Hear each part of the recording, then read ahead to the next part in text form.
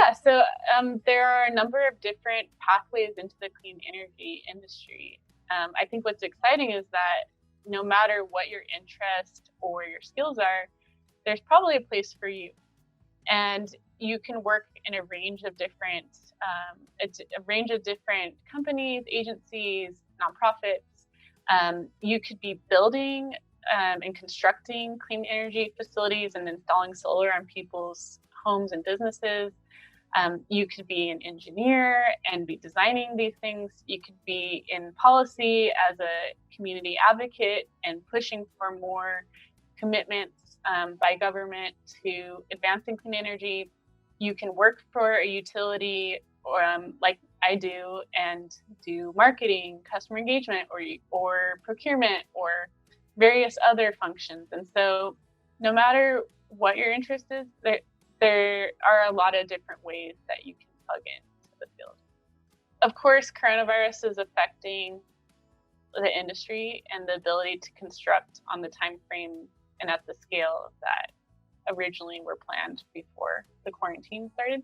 So, I mean, I think once we kind of figure out what we're doing with coronavirus and how we're able to safely reopen the economy, that, you know, the green jobs doing the construction work are going to be key, because there is no shortage of demand for clean energy, especially in California. So at Lacey, we're wrapping up our green job study that is highlighting growth in clean energy, but more specifically in Los Angeles County. And so in clean energy, there's 4 pockets: solar power, wind power, battery storage, and clean energy manufacturing. And so there's really 3 types of jobs, which is in the clean tech, clean energy space, being green collar jobs, technical jobs, non-technical jobs. And so when you think about green collar jobs, those are more of the hands-on jobs that require installation or maintenance. And your technical roles are more design-oriented, engineer-based. And then your non-technical roles are more support roles, administrative roles, and also roles that require maybe project management. And so there's really 4 jobs that are expected to have a high annual growth from now up until 2050. So the first job is clean energy plant operator. And then your solar photovoltaic installers. And then you have your wind turbine service technicians, and your electrical power line installers and repairs. So I think some of the best opportunities for advanced careers in energy would be application engineers that are focused on microgrids, as well as energy consultants. Application engineers are basically looking at the equipment that we're integrating, and they're determining how to integrate it. It's reading a lot of documents and making sure that whatever they're designing works for the application that it's supposed to go to. Energy consultants are providing basically the template in which the application engineers are trying to design the system for. I am a stark advocate for the trades. Every blue collar job contributes to every white collar job, and they don't exist without one another. And therefore, we need all hands on deck once again for this energy revolution to take place. Specific careers: electricians, high voltage electricians, medium voltage electricians, pipe fitters, welders, the whole nature of the trades it takes to build infrastructure. From a construction process standpoint, we need project managers, we need builders, we need people that can work with their hands, with their minds and their hands. Yeah, the 2 to 3 biggest opportunities that I'm seeing currently in California and in Southern California as it pertains to clean energy, and frankly, beyond California, nationally and globally, are around programming and coding.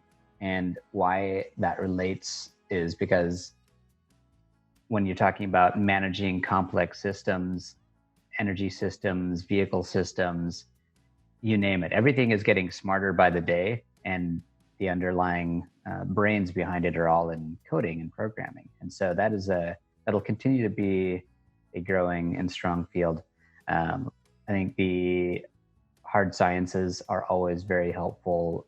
Electrical engineering in particular, not surprisingly, for clean energy and vehicles. Also mechanical engineering, since a lot of vehicles and energy have moving parts. Yeah, I think some of the best job opportunities or career opportunities that we'll have here in LA County for the coming years. I would say number one is PV installers, and I think that's a really good entry point into the solar industry. Also, PV drafters and designers. So for people that are real technical minded and want to be engineers, this is a great start. And then there's the sales, which there's a lot of opportunity in sales, but you have to have a special skill set. And then one thing that I'm really personally interested in is really understanding, I would say, the finance and how solar projects are paid for, right? What's the capital resources that are needed to execute solar projects? So a lot of interest there, a lot of opportunity. And then, if you look at kind of the broader picture, I would definitely say clean tech, again, dealing with electric vehicles. Now we're moving to these completely electric vehicles, which do not use any gas. There's no combustion. So the whole wiring and the needs in terms of maintenance and everything else are completely different. So there's going to be a lot of opportunities in the EV market. There's so many different ways to work in energy management. If you're interested in engineering and a 4-year master's program sounds really good to you, then definitely pursue that. But if you're not as interested in 4-year college, then looking at technical schools and trades is a really wonderful option. Right now, I have applications that are out for HVAC technicians and engineers and electricians and building managers, because we can't hire enough of those positions. And it's really difficult to find people that are adequately trained and know how to help us come into our building and run that building the way that it needs to be run. If science and math isn't really where your passion lies, getting a very basic understanding of sustainability and energy management and pairing that with a degree in education or communication can really allow you to leverage your skill set for a company and help them talk about the work that they're doing. You could go and work for a utility company. You can go and work at an engineering firm. You can go and work in project management. So you don't necessarily need all of those technical skills. You just need a very basic understanding of what is required in those areas and how to communicate about what your organization is doing.